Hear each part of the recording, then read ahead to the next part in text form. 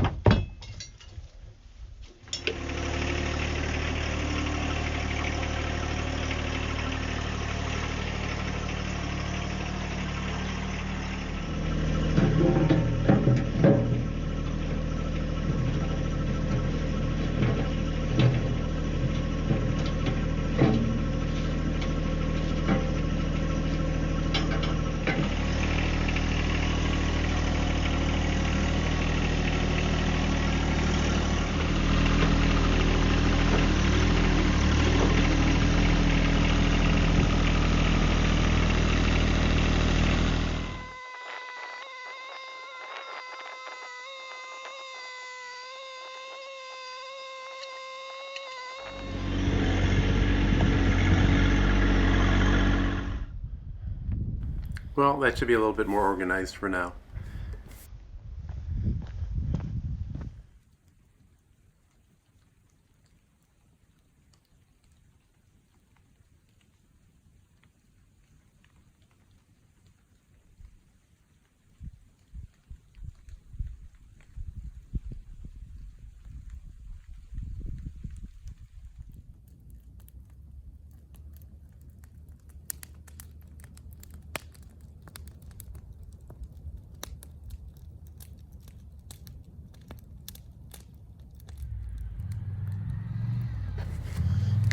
The first day was kind of a cold and damp day, rainy at times, snowing a little bit.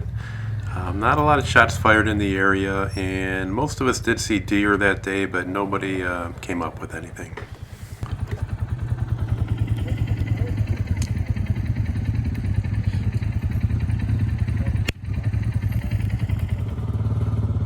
Leave it up there. What's that? Did you leave it up there? Yeah, we're gonna get it in the morning.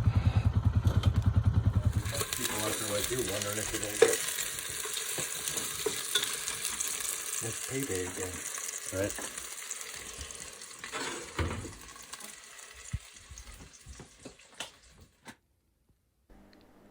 Well, there's no shortage of ATVs here this year. We have a Yamaha Grizzly, we have a Polaris, and we have mine, of course, that stays down here. It's a Can-Am, and this other one intrigues me a little bit. It's a buddy of mine's that's he's had it for a little while now, but I haven't seen it in action, and it's a side-by-side made by Polaris, and it's not much bigger than the footprint of my ATV, the Can-Am. So when he brought it down, I was thinking to myself, well, this is going to have trouble getting up our hills, and it's pretty steep. There's some bad areas. It's kind of tight with the trees, and he zipped right up there. I was following him on my ATV, and of course I'm shooting with one hand and trying to steer with the other, but it was hard for me to keep up with him.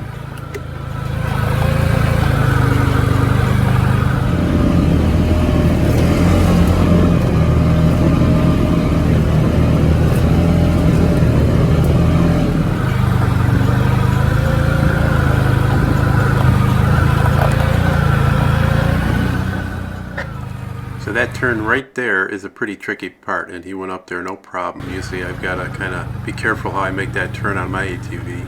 And then coming up here shortly is a really steep area of the hill that we call the Widowmaker, and he's zipping right up there. And the camera doesn't do it justice. It's pretty steep. We usually keep a rope here if you're on foot to try to get up this hill.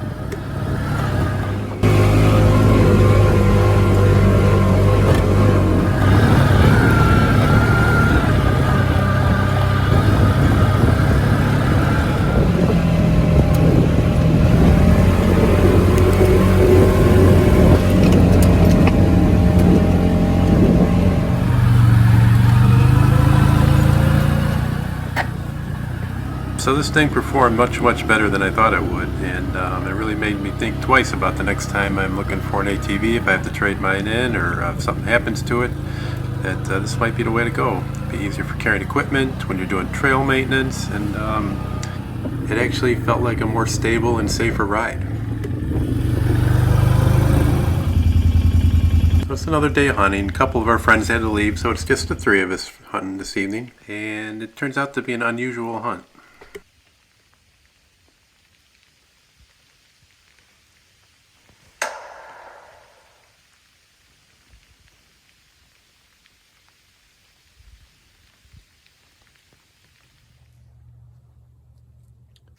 Well, I heard a shot. I think it was my buddy Don. I went over to his stand, and he's not there. I thought I heard him whistling a couple times, so I thought I'd come out and give him a hand, but I can't find him. So we'll see what's going to happen next. Well, I went back to his stand, and I'm not seeing any sign of him. And then I start whistling to see if he would whistle back.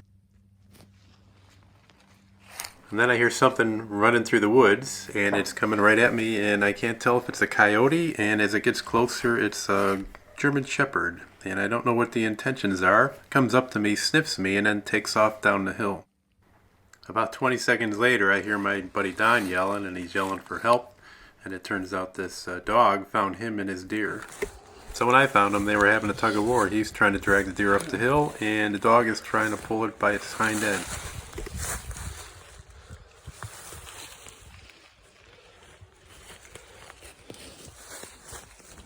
One of us could keep the dog at bay, keeping it from chewing on the deer, and the other one's pulling, but it's getting a little tiring, and it's getting a little monotonous with the dog here. So I tell my buddy Don, just go grab the ATV, let's get as close as we can, and let's see if we can get out of here. No, come on. Hey, go. Get out of there, go. Go on, go.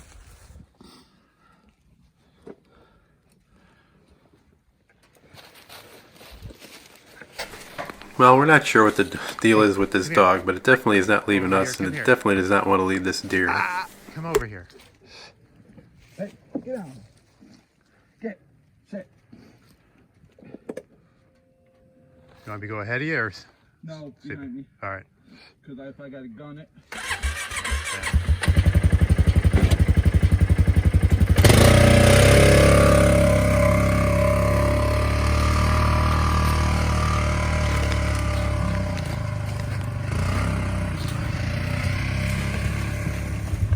Go on, go.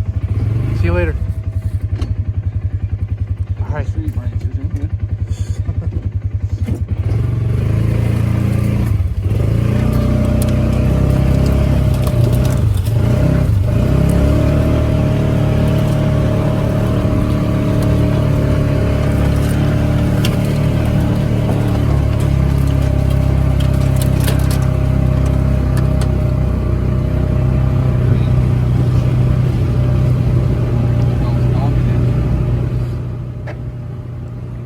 So we're not shaking this dog, and we're not sure what's going to happen here. We normally hang the deer up outside, and we're thinking we might have to hang this thing inside just to keep the dog away. Grandpa's moving.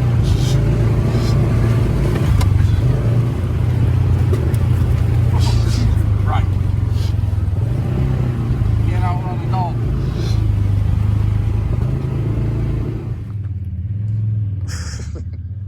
Well, we're back at the cabin, and we still have our little buddy with us. I was able to look at the collar and find a tag on it and a phone number, and it turns out the name of the owner is someone that has property not too far from us, so I was able to make a phone call, and he's going to come down and pick up the dog. What'd you shoot at? Huh? What'd you shoot at? what I shoot at. That deer laying in the back. Thought the gunfire would scare her away. Did you? Does she have a leash? I mean, Yeah, we called. He's coming. Yeah, scared her.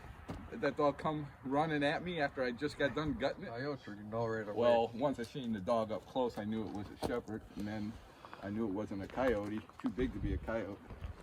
And then all Come here, Ruger. I'm trying to All drag right, this buddy. thing up, and it's Okay. fucking on. After That's deer. a good I shot it at the ground to scare him, and he didn't. That second shot was a ways after the first. Yeah. I was thinking you shot. 8 deer. I saw 4. Ruger's hungry. I had 8 of them come up, and then I'm looking at all of them. Hey, Is that a what are you doing? Yeah. So then I, You gonna be my buddy now, huh? so then I went Yeah. over there trying to guesstimate Hope so. where- So Ruger's owner came and picked him up, and we had a little discussion. Talked about some what they've seen deer hunting wise, and then they were on their way.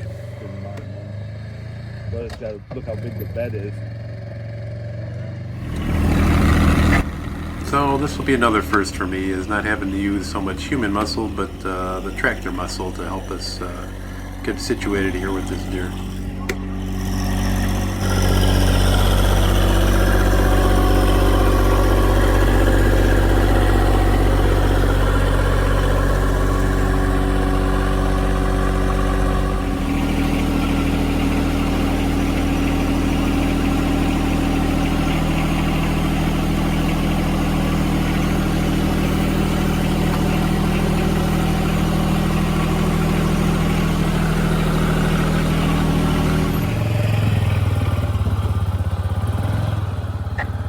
So it's the next morning, and Don's going to pack up here and get ready to go, and we're just going to get him situated with his ATV and get his deer loaded in the back of the truck, and then just before he goes, I got a little bit of yard maintenance I wanted to take care of while he was still here.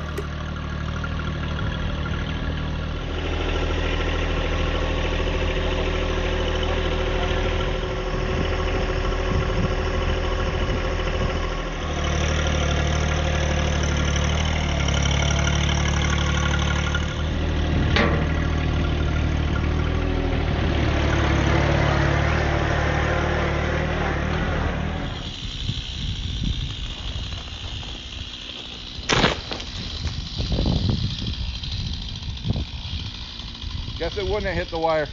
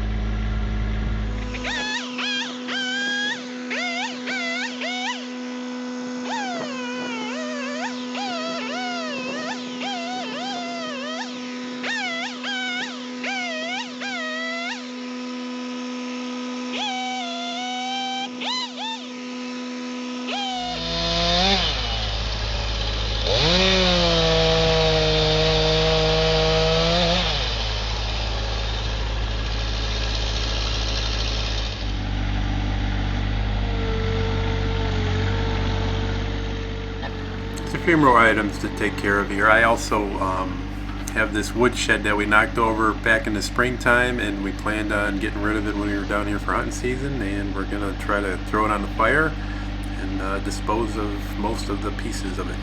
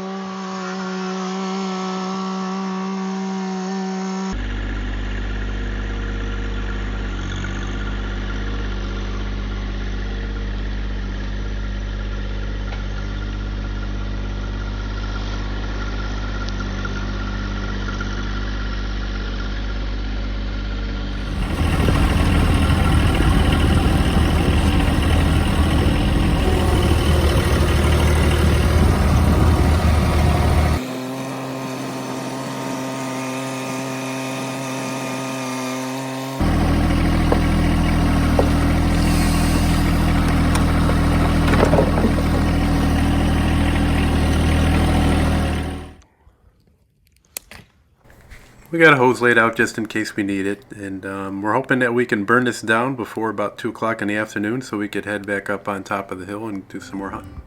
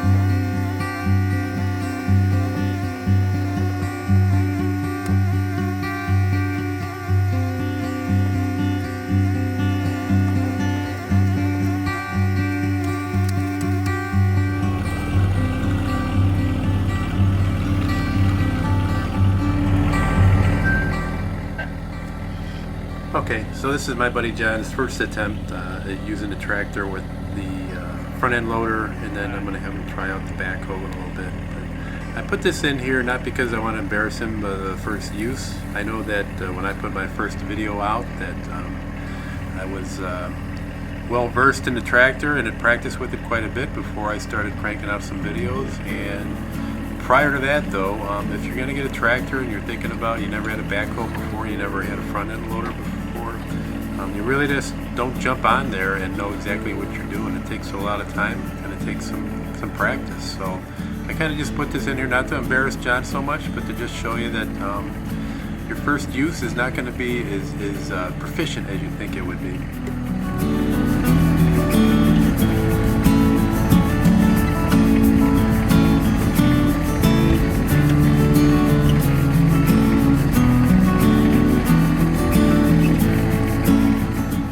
Now to me the backhoe was probably 10 times harder to use than the front end loader was, and it definitely takes a lot more practice and a lot more time in that seat to get a good rhythm going, to know how all the functions are going to work, and knowing where the most strength of the backhoe is. For instance, the curl function is probably the most strength, and how to use that to your advantage when you're working on a project.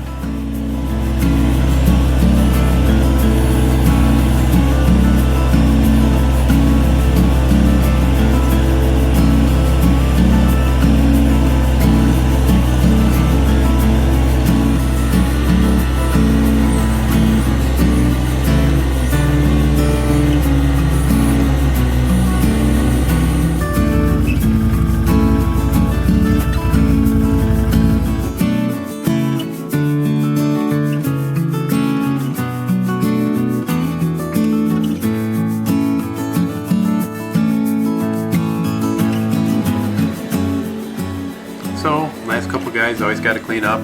It's time to head out again, and this is the end of another gun season. All in all, good weather and a good time. Not a lot of deer, but that doesn't really matter so much. Well, I hope you like these videos and subscribe and keep an eye on us. Take care.